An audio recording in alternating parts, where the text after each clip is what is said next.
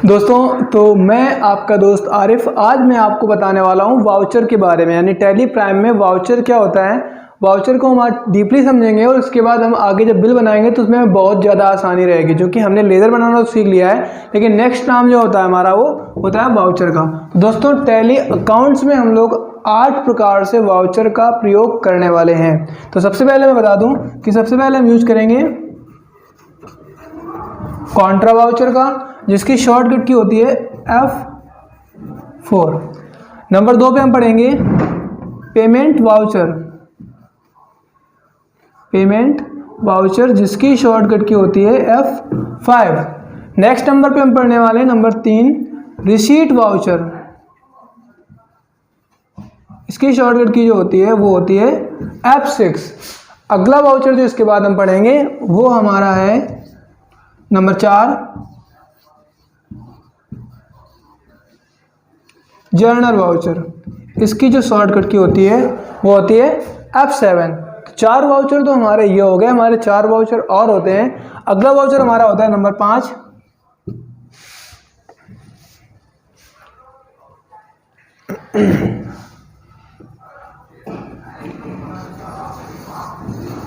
Cell voucher, इसकी shortcut की होती है F8। नेक्स्ट वाउचर हमारा होगा नंबर 6 परचेज वाउचर, इसकी शॉर्टकट की होती है F9। इसके बाद हमारे 2 वाउचर और होते हैं जो कि हमारी मेन रूप से रिटर्न की एंट्रीज के लिए यूज़ किए जाते हैं। अगर हमारा माल कोई भी वापस आता है या हम कोई भी माल वापस करते हैं तो उसके लिए 2 वाउचर और बनाए गए हैं। नंबर 7 है आपका क्रेडिट नोट और नंबर 8 है डेबिट नोट। दोस्तों, टैली प्राइम और टैली ERP9 दोनों में इनकी शॉर्टकट की अलग अलग है। तो अगर मैं टैली प्राइम की बात करता हूं तो इसकी शॉर्टकट की है Alt प्लस F6 और इसकी है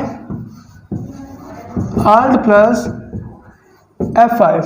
लेकिन वहीं पे अगर मैं ERP9 की बात करूं तो सबसे पहले ERP9 में तो आपको इसको इनेबल करना पड़ता है, और इनेबल करने के बाद शॉर्टकट की इसकी होती है कंट्रोल F8, इसकी होती है कंट्रोल F9। तो ये इनकी शॉर्टकट की होती हैं। अब हम पढ़ते हैं वाउचर्स के बारे में। तो सबसे पहला वाउचर हमने पढ़ा है कॉन्ट्रा वाउचर। तो कॉन्ट्रा वाउचर कब होता है? तो दोस्तों, एक चीज़ याद रखिएगा, जब भी हम बैंक ट्रांजेक्शन्स की कोई भी एंट्री बनाते हैं, तो उन एंट्रीज को हम लोग कॉन्ट्रा वाउचर के अंतर्गत रखते हैं। जैसे मैंने बोला, हमने बैंक में पैसे जमा किए, तो यहाँ पे जो हमारा लेन देन होगा वो बैंक के साथ होगा। हमने एक बैंक अकाउंट से दूसरे बैंक अकाउंट में पैसे ट्रांसफ़र किए, हमने बैंक से पैसे निकाले, हमने खाता खोला। तो ऐसा अगर कुछ भी आप कर रहे हो तो वहाँ पे हम कॉन्ट्रा वाउचर का प्रयोग करते हैं। जैसे मैंने पहले बार बोला, मैंने बैंक से पैसे निकाले, तो हम लोग रूल पहले पढ़ चुके हैं, एंट्री बनाते कैसे हैं। यहाँ पे सिर्फ हमें वाउचर पहचानना है। तो अगर आप बैंक से पैसे निकाल रहे हो देन आपका कॉन्ट्रा वाउचर होगा। अगर आप बैंक में पैसे जमा कर रहे हो तो भी आपका कॉन्ट्रा वाउचर होता है। अगर आप खाता खोल रहे हो तब भी कॉन्ट्रा वाउचर होगा। अगर आप एक अकाउंट से दूसरे अकाउंट में पैसे ट्रांसफ़र कर रहे हो तब भी कॉन्ट्रा वाउचर ही होता है। तो ये हमारा रूल होता है कॉन्ट्रा वाउचर का, जिसमें सभी प्रकार की बैंक एंट्रीज आती हैं। ठीक है दोस्तों, आई होप आपको ये वाउचर समझ में आ गया होगा। अब अगर कोई भी आप बिल बनाते हो तो आपको बिल बनाने से पहले ही पता चल जाएगा कि ये कॉन्ट्रा वाउचर के अंतर्गत आता है। नेक्स्ट वाउचर हमारा होता है पेमेंट वाउचर। जब भी हमारी फर्म किसी पार्टी या फर्म को पेमेंट करती है, जब भी हमारी फर्म किसी दूसरी पार्टी या फर्म को पेमेंट कर रही होती है तो वहाँ पे पेमेंट वाउचर होता है। पेमेंट मोड चाहे चेक हो या कैश में कर रहे हो, लेकिन अगर हम पेमेंट कर रहे हैं तो वहाँ पे पेमेंट वाउचर होता है। अब कंडीशन दोस्तों ये आती है कि पेमेंट थोड़ा या पूरा। जैसे मैंने 20,000 का सामान खरीदा और 5,000 रुपये पेमेंट कर दिए, तो यहाँ पे कौन सा वाउचर होगा? तो दोस्तों, यहाँ पे भी पेमेंट वाउचर ही होगा। अगर आप 10 रुपये का भी पेमेंट कर रहे हो, अगर आप 1 रुपये का भी पेमेंट कर रहे हो, तो वाउचर आपका पेमेंट ही होता है। ठीक है दोस्तों, आई होप आपको समझ में आ रहा होगा कि जब भी हम कोई सामान परचेज करते हैं और उसके बाद उसका हम 1 रुपया भी पे करते हैं तो वहाँ पे हमारा पेमेंट वाउचर हो जाता है। ठीक है दोस्तों। नेक्स्ट वाउचर हमारा है रिसीट वाउचर। रिसीट वाउचर का मतलब क्या होता है, जब भी हमारी कंपनी या फर्म किसी से पेमेंट रिसीव करती है, जब भी हमारी कंपनी या फर्म किसी से पेमेंट रिसीव कर रही होती है, वहाँ पे जब भी हमारी फर्म पेमेंट रिसीव कर रही होती है, चाहे वो 1 ही रुपया क्यों ना रिसीव करे, वहाँ पे रिसिप्ट वाउचर होता है। ओके, आई थिंक आपको समझ में आ रहा होगा। अब आते हैं हम जर्नल वाउचर में।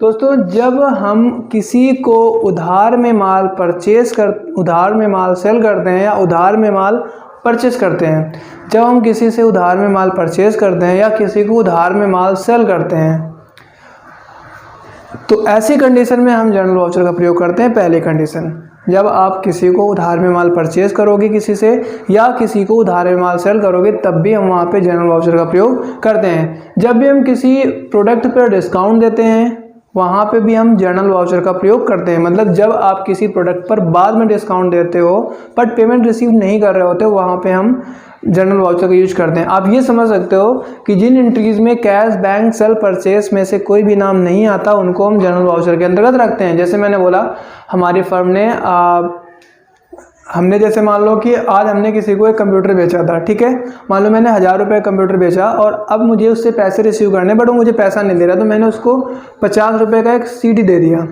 50 रुपये का उसको हमने डिस्काउंट दे दिया। तो आगे जब हम बिल बनाएंगे तो हम बना देंगे बाय डिस्काउंट अकाउंट और टू जिस प्रोडक्ट पे हमने दिया होगा डिस्काउंट, ये हो जाएगा, या उस व्यक्ति का नाम आ जाएगा जिस व्यक्ति को हमने डिस्काउंट दिया होगा। तो यहाँ पे हमारा जर्नल वाउचर आता है। आई होप आपको थोड़ा सा दिक्कत हो रहा होगा। आप ये समझ लो, जब भी आप किसी बिल को बना लेते हो, उस बिल जब बन जाता है तो उस एंट्री में अगर आपको सेल, परचेस, कैश, बैंक में से कोई भी नाम नहीं मिलता, तो वहाँ पे जर्नल वाउचर आपका हो जाता है। अगर आपको अभी भी समझ में नहीं आ रहा तो बाद में हम एक चार्ट बनाएंगे, उस चार्ट में हम सारा का सारा मैटर आसानी से समझ लेंगे। फिलहाल हम पढ़ते हैं सेल वाउचर। तो सेल वाउचर कब यूज़ होता है? तो दोस्तों मैं बता दूं आपको कि जब किसी बिल में सेल किसी नाम के साथ आता है, जब किसी बिल में सेल किसी नाम के साथ आता है, वहाँ पर हम सेल वाउचर का प्रयोग करते हैं। ठीक है दोस्तों अभी हम अकाउंट पढ़ रहे हैं तो इसलिए अकाउंट के हिसाब से इसका रूल यूज़ करेंगे। आगे चल के जब हम इन्वेंट्री पढ़ेंगे तो इसमें हम थोड़ा सा करेक्शन करेंगे, वो हम आगे बताएंगे। बट फिलहाल अभी आप अकाउंट के हिसाब से बनाओगे। तो जब किसी व्यक्ति को हम प्रोडक्ट सेल कर रहे होते हैं, तो अगर जब हम बिल बनाते हैं और बिल में हम सेल के साथ उस व्यक्ति का नाम लिखते हैं, तो वहाँ पे हम सेल वाउचर का प्रयोग करते हैं। सेल वाउचर का ठीक उल्टा जो होता है वो हमारा परचेस वाउचर होता है। अगर हम किसी से माल परचेस कर रहे हैं उधार में, तो यहाँ पर हम परचेस वाउचर का प्रयोग कर लेते हैं। लेकिन हमें कंडीशन ये है कि हमें सामान का नाम ना पता हो या सामान का नाम बिल में यूज़ ना करना हो, उसकी जगह पे हमें परचेस यूज़ करना हो। तब अगर सामान का नाम यूज़ करेंगे और साथ ही साथ पार्टी का नाम यूज़ करेंगे, तो वहाँ पे जर्नल वाउचर हमारा आ जाता है। ठीक है दोस्तों, अगला वाउचर हम बताते हैं क्रेडिट नोट। तो दोस्तों ये क्रेडिट नोट जो आपको दिख रहा है वो हमारा सेल का जस्ट अपोजिट होता है। जैसे किसी व्यक्ति को मैंने आज सामान सेल किया, अगर वो व्यक्ति मुझे उस सामान का कुछ हिस्सा रिटर्न कर देता है आके, तो उस कंडीशन में जब उसका बिल बनाएंगे तो वो हम क्रेडिट नोट पे बनाएंगे, क्योंकि हमारा माल हमें वापस मिल गया और उतना पैसा उसके माल से अब कट जाएगा और उसके बाद जो पैसा बचेगा वो हम रिसीव करेंगे। ओके, तो लास्ट वाउचर जो हमारा वो डेबिट नोट है, वो हमारा परचेस वाउचर का ठीक उल्टा है। परचेस वाउचर में हम सामान खरीद रहे थे और जब हम खरीदे हुए सामान को वापस करते हैं तो वहाँ पे हमारा होता है डेबिट नोट। ठीक है दोस्तों, अगर आपको अभी भी कोई दिक्कत आ रही है तो हम एक छोटा सा चार्ट बना रहे हैं। इस चार्ट को आप अपनी कॉपी में नोट कर लीजिएगा, तो हो सकता है आपको बनाने में आसानी हो। अगर आप बिल बना लेते हो और बिल बनाने के बाद सिर्फ आपको वाउचर पहचानने में दिक्कत होती है, तो एक छोटा सा है जहाँ पे मैं वाउचर का नाम लिख रहा हूँ और आपको क्या देखना है वो देखना है। तो सबसे पहले हमारा आता है कॉन्ट्रा। कॉन्ट्रा वाउचर में सिर्फ और सिर्फ कैश एंड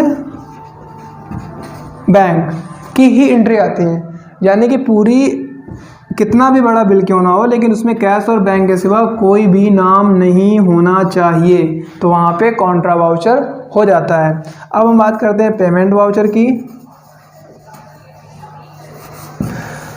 तो अगर किसी बिल में कैश या फिर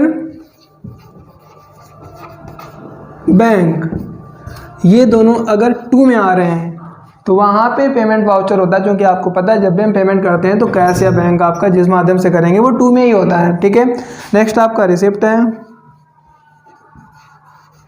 यहाँ पे यही सेम चीज़ें होंगी दोनों, कैश या बैंक, बट ये दोनों होंगी बाई में। ओके, अब आते हैं जर्नल पे। तो यहाँ पे नहीं होना चाहिए, क्या क्या नहीं होना चाहिए, ना तो कैश हो, ना तो बैंक हो, ना तो सेल हो, ना ही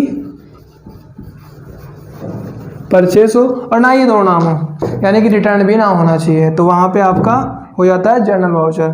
जनरल वाउचर के बाद आपका आता है सेल। तो when sale come with party name, जब सेल पार्टी के नाम के साथ आता है वहाँ पे सेल वाउचर हो जाता है। तो हम देख रहे थे परचेस वाउचर। तो परचेस वाउचर इसी के तरीके होगा सेम, बट बस इतना अंतर होगा कि यहाँ पे होगा purchase come with party name. जब परचेस पार्टी के नाम के साथ आता है तो वहाँ पे होता है परचेस वाउचर। ये दोनों तो आपको आसानी से समझ में आ ही गई होंगी। तो दोस्तों, आज का हमारा वीडियो आपको कैसा लगा? अगर आज का हमारा वीडियो आपको अच्छा लगा हो तो प्लीज़ चैनल को सब्सक्राइब कर दें, वीडियो को लाइक कर लें और अपने दोस्तों के साथ भी शेयर कर लें। हम मिलते हैं नेक्स्ट वीडियो पे। अब हमारा काम एक ही बचा है जो कि कंप्यूटर का है, जिस पे हम सीधे बिल बनाना सीखेंगे। तो दोस्तों प्लीज़ मेरा सपोर्ट करते रहिएगा। मिलते हैं नेक्स्ट वीडियो पे, तब तक के लिए अपना ख्याल रखिएगा। Thank you so much.